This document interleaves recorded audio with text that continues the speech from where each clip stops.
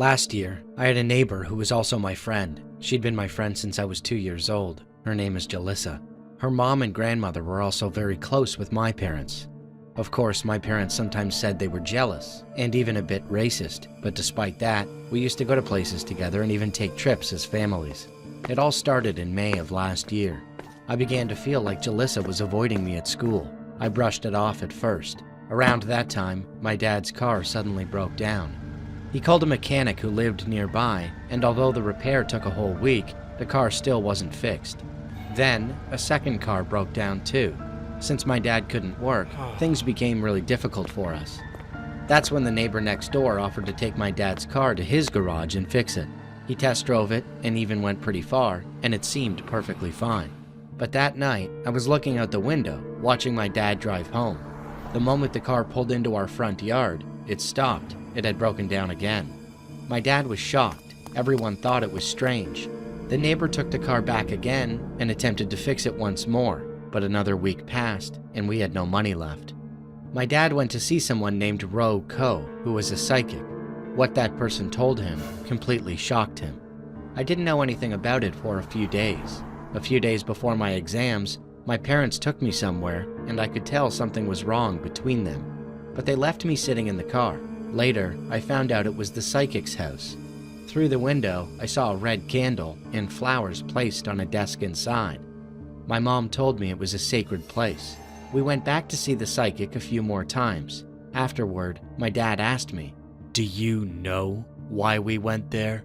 I said no. Then he told me, "The reason we went is because your best friend Jalissa's mom poured a dead person's bodily fluids into our front yard. It was terrifying. She's been trying to break our family apart since 2015. That's why your mom's foot hurt back then. And in 2019, when my foot hurt and I had to go to the hospital, that was because of her too. She's done all kinds of things. In February 2024, she sprinkled liquid from a corpse she got from a mortuary into our yard. She was trying to make your mom and me fight and go crazy so we'd break up. She wanted to be with me. She always thought we were wealthy. The reason I had to go to the hospital for surgery was because of her. She put a curse on your mom, but your mom is strong." My dad looked terrified. He said she poured a strange, sticky liquid in our yard to let evil spirits into our home. She believed that if my dad stepped on it, his legs would rot. For 9 years, day and night, she had done all kinds of things. All my parents' fights and problems, he said, were because of her jealousy.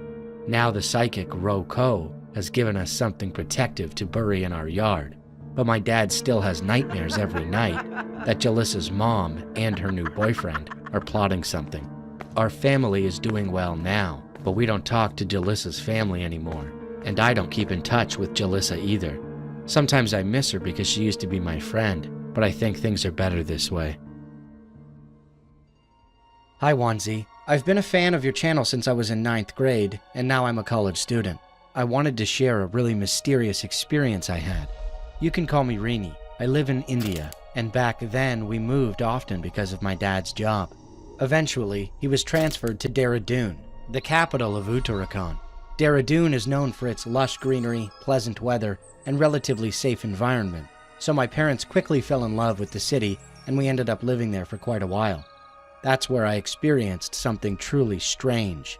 This happened in 2016, when I was in 4th grade, right at the start of summer vacation.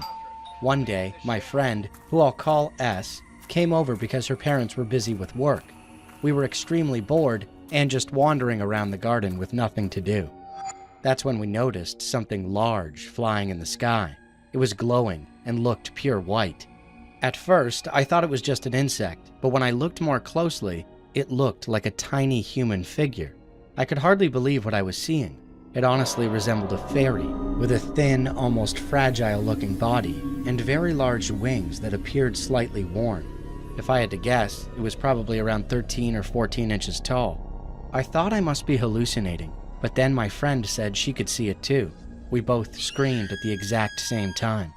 We were so startled that we pinched each other to make sure we weren't dreaming. When we quickly grabbed a phone and opened the camera to take a picture, It had already disappeared. The memory is still incredibly vivid to this day. I even drew a sketch of what I remember it looking like. To this day, we still have no idea what it was. There's a story that still haunts me to this day. My name is Brian, and I'm from Sarawak, Malaysia. This happened exactly 10 years ago when I was still in college. The three of us, me, Hafiz from Johor, and Mustaqim from Kuala Lumpur, went on a short trip to Penang during our mid-semester break. After we arrived, we spent the day wandering around and sightseeing. That's when the incident happened. That night, the three of us were walking back to a Rama Villa apartment we had rented for our vacation, smoking as we went. Near the stadium, there's a famous spot called the Pasar Road Walk in Lowak. On the way to the apartment, there's a small bridge called the P. Ramlee Bridge. As we were walking and about to pass that bridge, we suddenly heard branches rustling above us. As we got closer, we could see it more clearly. It looked like some kind of monkey, but its body was pitch black, its eyes were red, and it had 4 arms and 2 legs. It was eating something, then it dropped whatever it was holding and suddenly stared straight at us before chasing us. We ran as fast as we could. Somehow, all 3 of us managed to escape, and after that night, we never passed through that area again after dark. But that wasn't the end of it. The next day, when we were leaving the apartment to head to campus, we saw the creature run away after dropping a dead cat onto the hood of my friend's car. We were completely shocked. What was it? How did it know which car belonged to us? And where had we parked? It was as if it could smell us. The 3 of us agreed to keep what happened a secret between us because there was no way to explain what that creature was. During my senior year of high school, there was this kid. Let's call him Jonathan. He was in 11th grade, and people had this strange nickname for him, the Freshman Killer. If you knew, you knew. It unsettled me, to say the least. I found out about it because one of my friends, let's call him Kay, was in the same grade as Jonathan and lived on the same block as me. I wasn't friends with Jonathan, though. Every morning, Kay and I would take the same bus, and Jonathan would always dap us up. But there was something off about him. He had this creepy, unnerving look in his eyes. Not wanting to seem rude, I reluctantly returned the dap, masking the discomfort I felt. During lunch, I often sat with Kay's brother, Josh. Jonathan would always gravitate to our table, uninvited. We joked about it, calling him the Freshman Killer to his face, half laughing at how strange and inappropriate he seemed. Sometimes, we would tell him straight up that his behavior was weird. Eventually, Jonathan made this off-putting comment. "I don't hit on freshmen anymore, only sophomores and up." Like that somehow made it better. Josh and I were disgusted, exchanging glances filled with repulsion. Time went on, and I convinced Kay and Josh to distance themselves from Jonathan. We gradually stopped talking to him, but it didn't stop Jonathan from lingering. He started showing up in my 7th period class, even though he wasn't enrolled in it. Other students said the same. He'd be seen in random classes, just sitting there. It was during this time that his name began circulating on the school's confession page. Accusations of him being a creep, a predator, worse, were posted for all to see. I was thoroughly repulsed by then, but something held me back from completely cutting ties. One thing about Jonathan always stood out, the guitar case he carried around. He claimed it was for band class, but something about it unsettled me. One day, in what I thought was a lighthearted joke, I blurted out, "He's got a gun!" mimicking a meme. Jonathan's face darkened. "Shut the hell up, dude," he muttered. I followed it up by joking, "Imagine if you actually had something in there." He didn't seem pleased, but we all laughed it off, thinking nothing more of it. I never imagined what the joke could become. Another time, I saw him with the guitar again and told him he should play something. He almost did, but before he could, the teacher called us to class. After that, I stopped talking to him altogether, and eventually, I graduated and left all that behind. Fast forward 4 months after graduation, and I saw a meme one of my friends posted. "Stay away from Jonathan Diddy Wells," it read. I chuckled, remembering how weird he'd been. Out of curiosity, I texted a friend who still attended the school. "Yo, do you know a guy named Jonathan Wells? People used to call him the freshman killer, right? His response made my blood run cold. Yeah, I know Jonathan. He's the one who threatened the school. I stared at my screen in disbelief. Then came the next message. He had a gun in his guitar bag. The weight of what he said sank in. My stomach churned.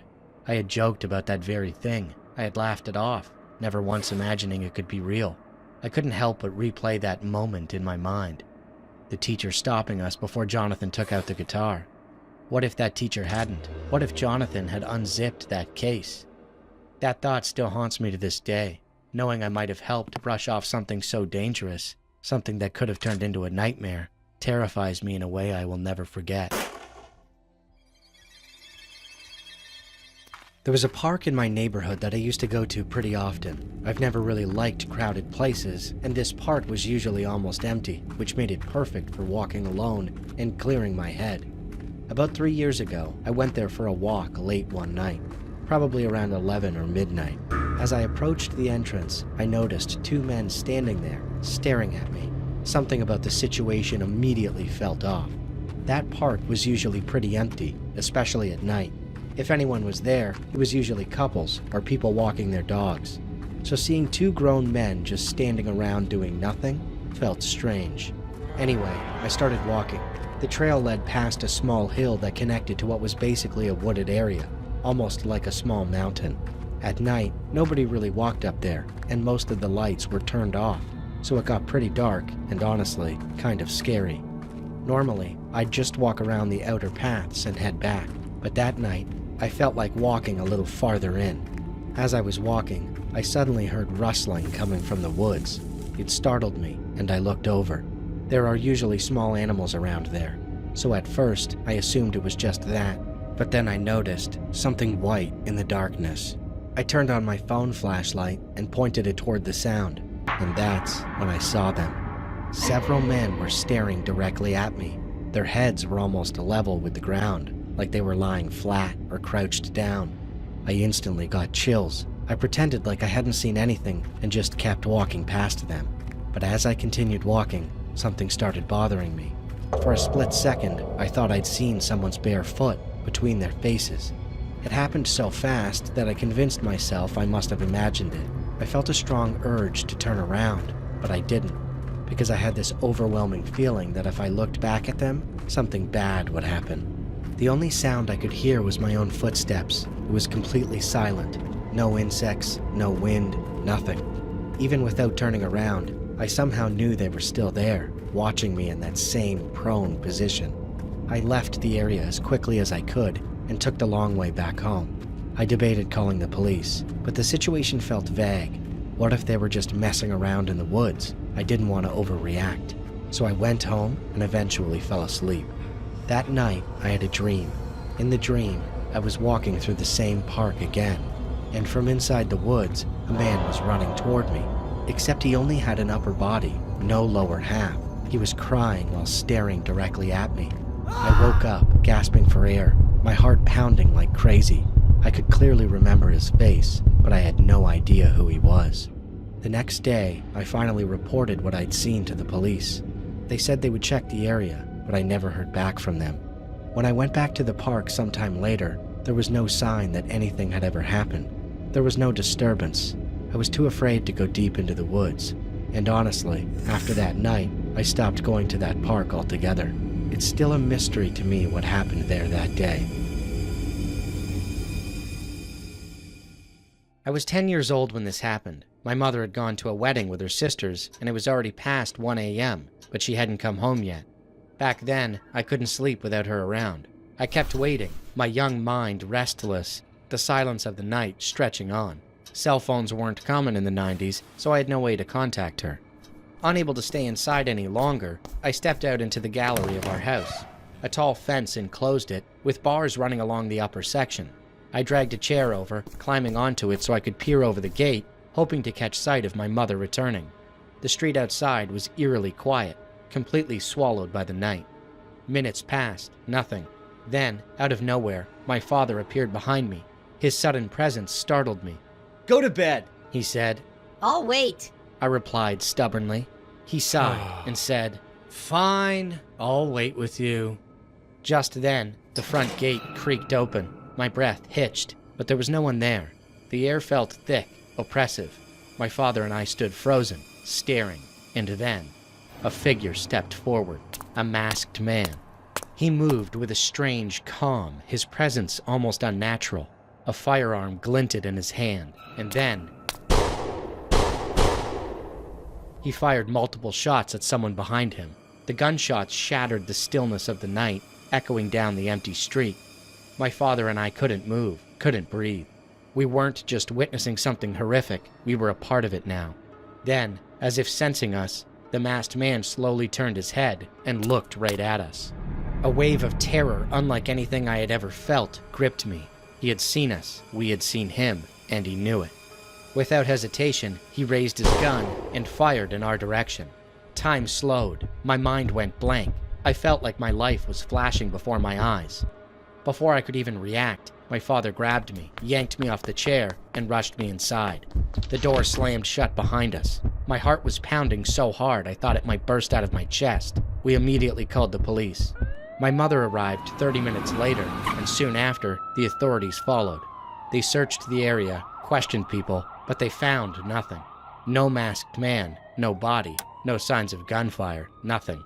It was as if he had never been there, but I know what I saw. My father saw it too. Who was the masked man? Who, or what, was he shooting at? I still don't know, and maybe I never want to. Hello, my name is Amelia, and I'm 17 years old now. This happened when me and my best friend Flora were 13. We grew up in a small village in the UK and spent that summer hanging out in the local, slightly secluded park with our friends Callie, Adam, and Tommy. Telling this story still gives me chills. This was in the summer of 2020, the height of COVID-19, when hardly anyone was outside. Flora, Callie, and I rode our skateboards every day and knew the park's hidden spots like the back of our hand. As summer went on, we started noticing a tall man in his late 50s, gray hair, yellow-tinted biking glasses that made his face look sunken, and deep red gloves. He was unmistakable. He rode a bike on the gravel trail that looped the park, and we kept seeing him at the same time every day when we met up. The first time he approached us, he said, "Hi, kids. I've seen you playing around here quite a lot recently." Flora and I jumped. Callie and the boys turned to face him. His voice was low. "Are you having fun?" he asked. We nodded. He waved and rode away, saying, "I'll see you around." A few days later, we tried to ignore him, thinking he was just an odd, lonely local. Then Adam swore he saw camera flashes and yellow-tinted glasses in the bushes, and that reminder made us uneasy. Not long after that, he sat on a bench across the field with a camera around his neck, smiling and waving at us. He called out, "I'll see you later," and we hurried home that evening. The next morning, we messaged in our group chat, terrified that he might be taking pictures at the park. Flora and I decided to hang out at her house instead. On the walk to the corner shop to grab lunch, we looked up and froze. There he was, walking out of the shop, carrying groceries in his red, gloved hands. Without greeting us, he said, "See you very soon, girls." His grin stretching impossibly wide before he rode away. Petrified, he sprinted back to Flora's, locked the door, and messaged the others to come over. Soon, everyone arrived and we barricaded ourselves in the living room with blankets and sleeping bags. We tried to watch movies and joke around, but the fear kept us on edge. Around 10 p.m., while the house was quiet and rain drummed outside, Flora and I stayed awake, whispering under the covers. Then, faintly at first, we heard bicycle bells, and then tires and brakes screeching outside our front door. Tears pricked my eyes. We woke up everyone. From the other side of the door came frantic, hard knocking and a low voice. "See you inside." The pounding got louder and angrier. Adam whispered, "Where is a phone?" Callie crawled across the floor and grabbed Tommy's phone. Tommy dialed. We heard every knock like it was trying to break the wood. We all clung together, crying as the knocking continued and then suddenly stopped. Police arrived not long after. We opened the door and let them in. They asked questions and searched the village that night, but there was no trace of him. He was never found. He's become Red Glove Man in our town, a name we'll never forget, and a story that still sits at the center of every summer memory we have.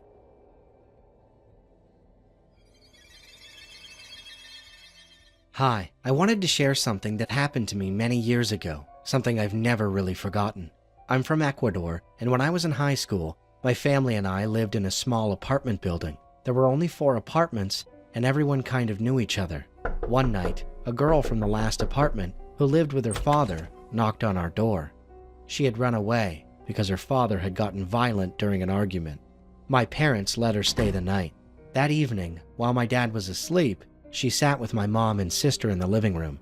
They were trying to comfort her, but then she said something that made the air grow cold. She told them that a few nights earlier, she had seen someone, or something, in the neighboring apartment. A man, she called it. But this man was completely black, like a shadow made of darkness itself. No face, no features, just a solid black shape standing still, watching. We tried to brush it off as stress or imagination, but deep down, something didn't feel right. A few nights later, my twin brother and I were in bed. We shared a room, even the same bed, and we were lying back to back. I started breathing loudly to annoy him, just a dumb habit, but he quickly hit me with his elbow and said, "Stop it, let me sleep." I smirked, pretending innocence, but then we both heard it, heavy breathing. It wasn't mine, and it definitely wasn't his. He hit me again, harder this time. "I said stop it," but I whispered back, "It's not me." And then we froze. The breathing didn't stop. It was slow, deep, and right behind us, as if someone was standing next to our bed, leaning down over us in the darkness. We didn't move. We didn't speak. The only thing we could do was pull the blankets over our heads and call out for our mom. She rushed in, turned on the lights, but of course, no one was there. We told her everything, and even though she tried to calm us down, I could see it in her face. She believed us, because maybe, just maybe, the thing the girl saw that night was real. This happened about 11 or 12 years ago. I was a college student working as a cook at a bar and restaurant, so I was probably between 20 and 22 years old. Typically, once we closed for the night, my coworker and I would hang out and talk for a while at the kitchen entrance of the building. One night, I was driving back to my parents' house, where I was living while in school. I remember it was slightly chilly and somewhat foggy. It's usually about a 15-minute drive.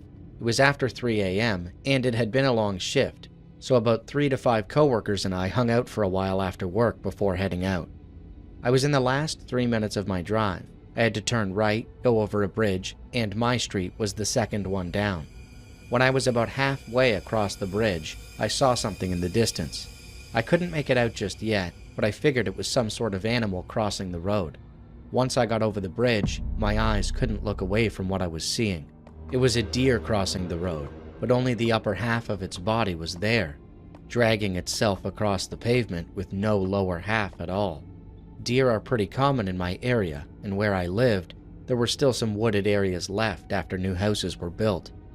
This was a main road, and semi-trucks do occasionally pass through, though it's a bit out of the way from the nearest highway exits. The deer had been cut clean in half, its lower half was gone, and it dragged itself off the road before it eventually met its end. I moved too quickly to possibly hit it and put it out of its misery, and honestly, the deer was very big. I'm 6'3" and about 250 pounds at the time, and it was still a large animal. The next day, I went on a run before getting ready for work. I wanted to check the area near the bridge to see if the deer had made it to the field nearby. But when I got there was nothing. No blood on the road, no other half, not even a trace of the deer. This isn't necessarily a scary horror story, but it was one of the most graphic and unsettling things I've ever come across. Whenever someone brings up creepy or disturbing experiences, this is always the story I tell.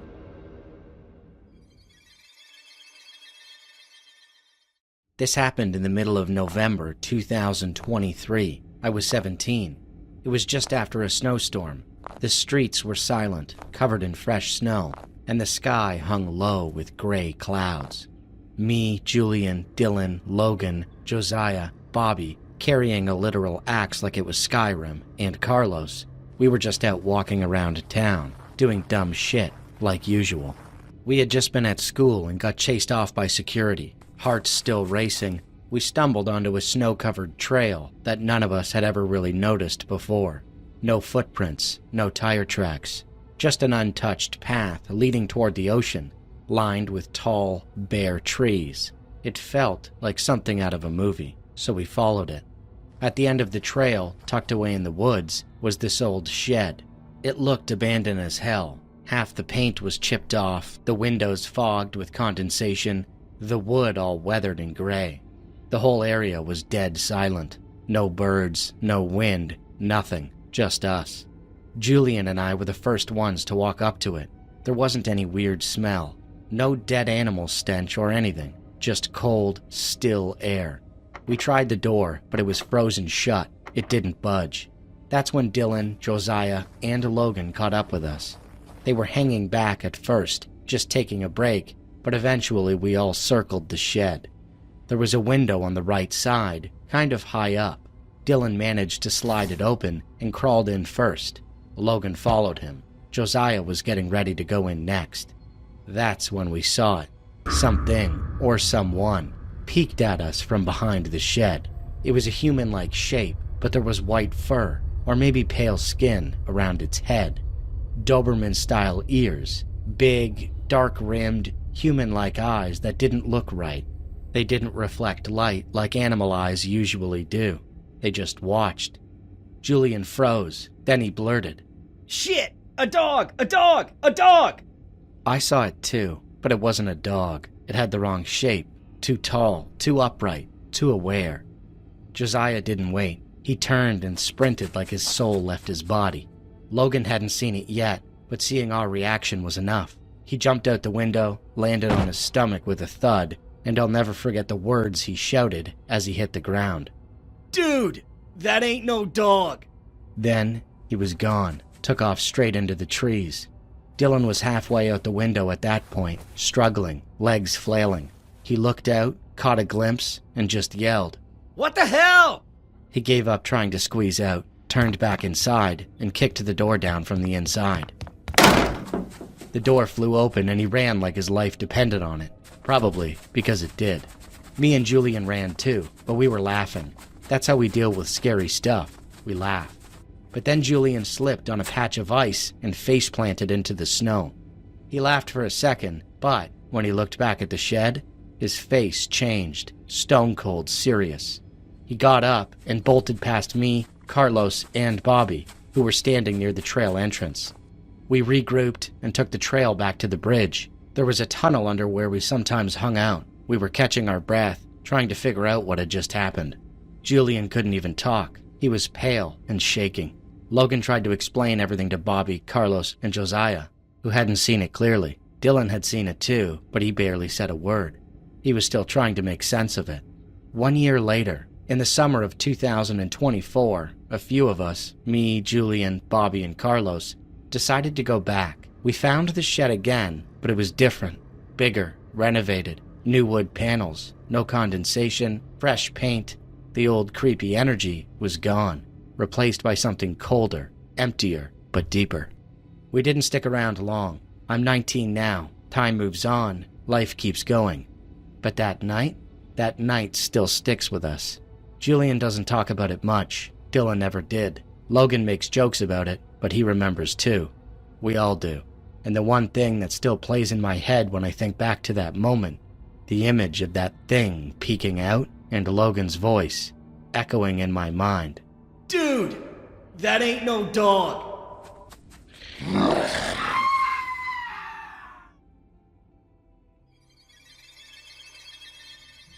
Hello, my name is Rian. I'm a girl and this experience isn't mine. It happened to my sister. I'm currently 17 years old. This situation happened when my sister was very young, about 5 or 6. It was our relative's birthday party. At that time, I wasn't born yet. My sister and I have a 5-year age gap. While people were enjoying the party, casually eating and celebrating my relative's birthday, my sister approached my dad and said, "Dad, who was that green figure in the house?" My dad was confused and asked what figure she meant. She told him, "It's a guy. He looks green and his body has muscles, but he doesn't have a head." Everyone who heard it was suddenly terrified. How could a young girl say something like that? My dad is a very religious person, someone who believes he has a deep relationship with God. Because of that, he stayed calm. He believed my sister and asked her to point where the figure was. My sister pointed toward the top of the stairs. My dad gently told her it was nothing so she wouldn't be scared, since she was far too young to see something like that. Then he tried to distract her and let her go back to enjoying the party. While my sister was telling me this story, she explained that the house had been built in the 1980s, so it was already pretty old. She also said the house always felt dark and creepy. Even when the lights were on, it somehow still felt dark, like the place carried an uncomfortable feeling that never went away. She told me she would never forget what she saw that night because she still remembers it exactly the same way. This happened when my father moved from quarter number 3 to quarter number 5. The 5th building was located right beside a huge park. It was a large park where children had stopped playing, or if they did play, it was only in the far corner. Most people avoided the park, and even the tall, stout watchmen who roamed the quarters at night were afraid to go near it. One night, at around 2 in the morning, my dad woke up and saw my grandmother standing by the window watching something outside. He tried to ask her what was happening because he could tell something wasn't right. My grandmother told my father to stay quiet and pointed her finger toward the park. In the distance, what my father saw gave him chills for the rest of his life. He saw a seesaw going up and down, and the swings moving back and forth all by themselves. My father watched in horror as the swing and the seesaw continued their ghostly motion. Later, people said that a Christian family had lived in the quarters a few years earlier and had a young child. The boy was mischievous and spent most of his days playing in that same park. One day, while he was playing there, a terrible accident happened. The seesaw came down and fatally struck him in the head. This story truly scared both my father and me. Since that incident, the large park that was once full of people has remained strangely quiet. And sometimes, the only sound you can hear is the slow creaking of the seesaw and the swings moving in the empty park.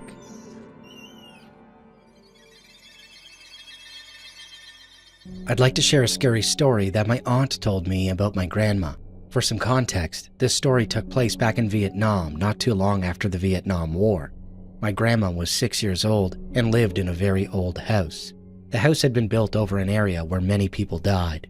Back then, Vietnam was a very poor country, and people didn't always have the time or resources to find and bury all the bodies after the war. Some were simply left where they fell, and houses were later built over the land where they had died. One night, my grandma attended a family gathering. Relatives had gathered in her house to celebrate and chat.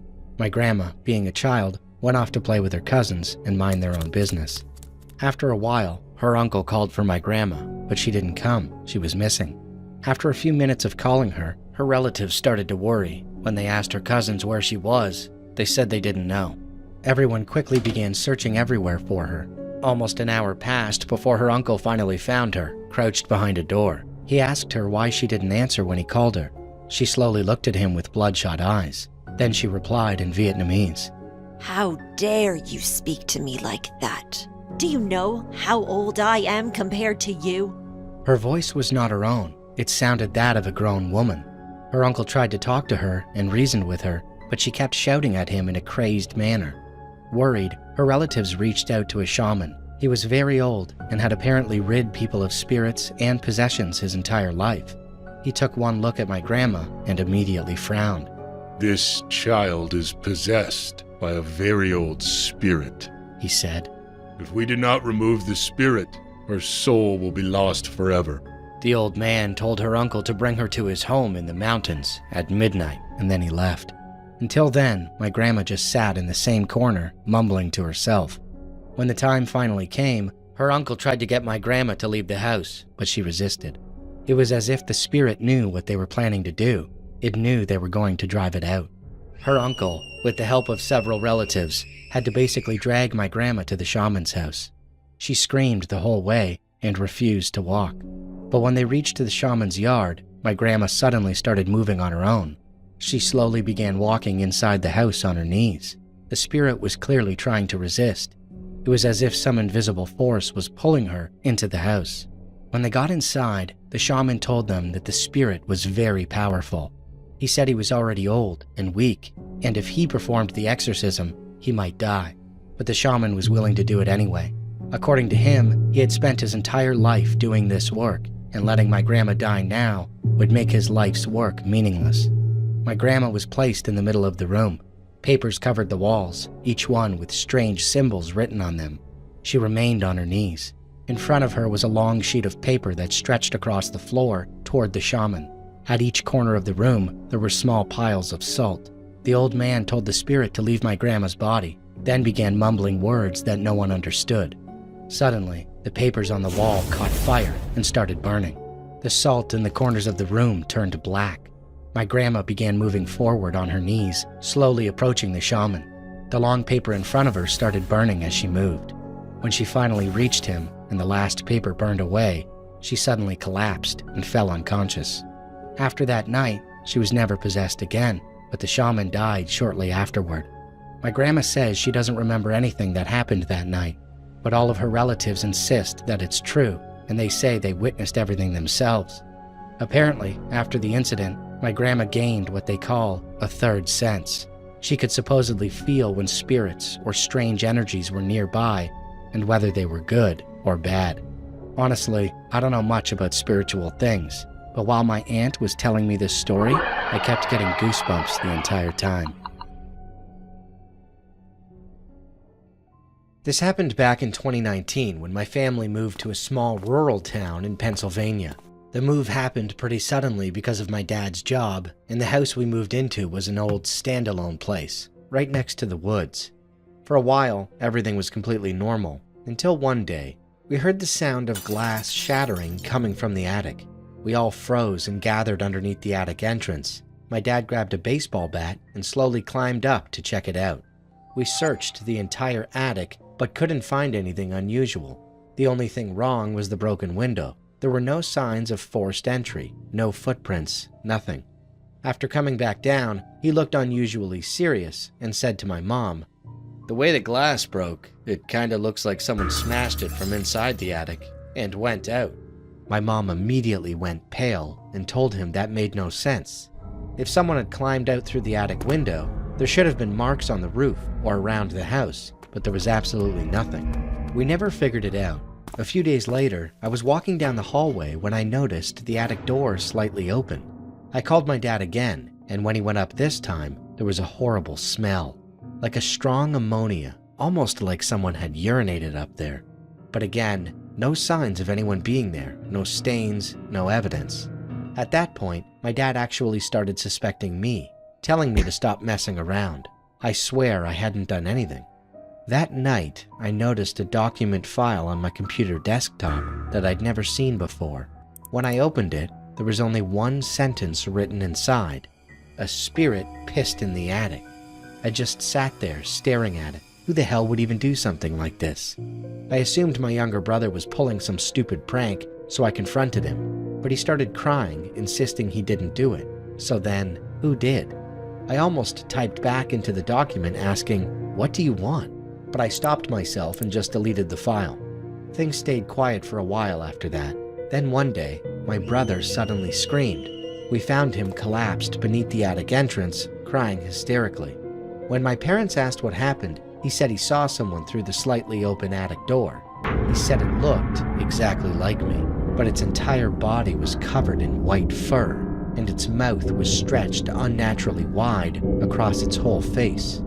According to my brother, it leaned toward him and whispered, "Your brother is dead." Then it smiled. My dad rushed up to the attic again, but, like every other time, nobody was there. My brother was shaking uncontrollably and had to be taken to the hospital. Thankfully, he wasn't physically harmed. but he suffered serious psychological effects for a long time afterward. After that, my dad permanently sealed the attic shut and locked it. Nothing major happened again after that. But one night, while I was outside, I looked up at the attic window and noticed something strange. It looked like a dim red light was glowing from inside. The problem was, there was nothing up there that could produce light. We didn't go up to check. The next day, the red glow was gone, and everything looked normal again. My dad even tried researching the history of the house, hoping to find out if something had happened there before, but he never found anything meaningful.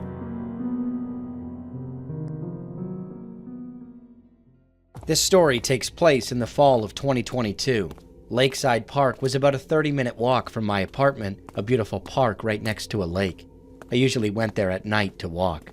There weren't many people there, so I enjoyed the quiet alone. One night, I was sitting alone on a bench in the park, playing on my phone. The fog was thick and eerie, and I was watching a horror anime. Then, I heard someone walking. At first, I didn't pay attention, but suddenly, the air felt warm. I raised my head and looked at him, but I was a little surprised. There was something strange about his face. His eyes were very large, but the whites were very dark. His pupils were very small, and smoke was coming out of his pointed nostrils. At first, I thought it was cigarette smoke, but what struck me even stranger was that I'd seen his face somewhere before, but I couldn't quite remember who it was. For a moment, I wondered if I'd seen him in a movie before. I wondered if he was an actor from a horror film. I couldn't say anything, just staring at him. He slowly approached me, then stopped and stared intently. Smoke was still coming out of his nose, but it wasn't cigarette smoke. It was a thick gray. There was fog all around, but fog couldn't possibly be that gray. He just stared at me, and uncomfortable silence fell. Finally, he spoke. "Doesn't my face look familiar?" I answered, "Yes." And the moment I heard his voice, I felt a strange chill run down my spine. There was no reason. It was as if my nervous system instinctively sensed danger. And then he said, "It's a very nice day today. Peaceful, quiet, no one else around." and smiled. I didn't know what to say, so I just smiled awkwardly.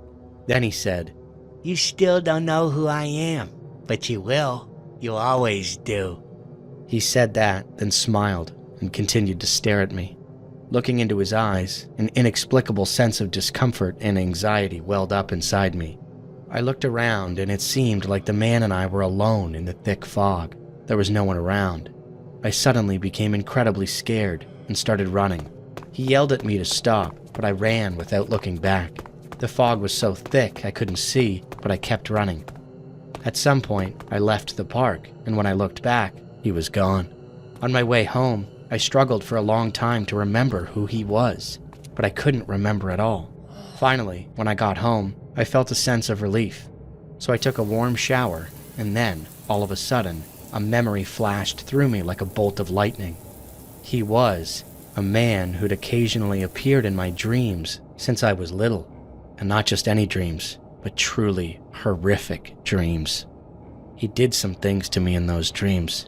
One time, he stabbed me with something like a huge skewer and then roasted me over a huge bonfire. It was like a barbecue.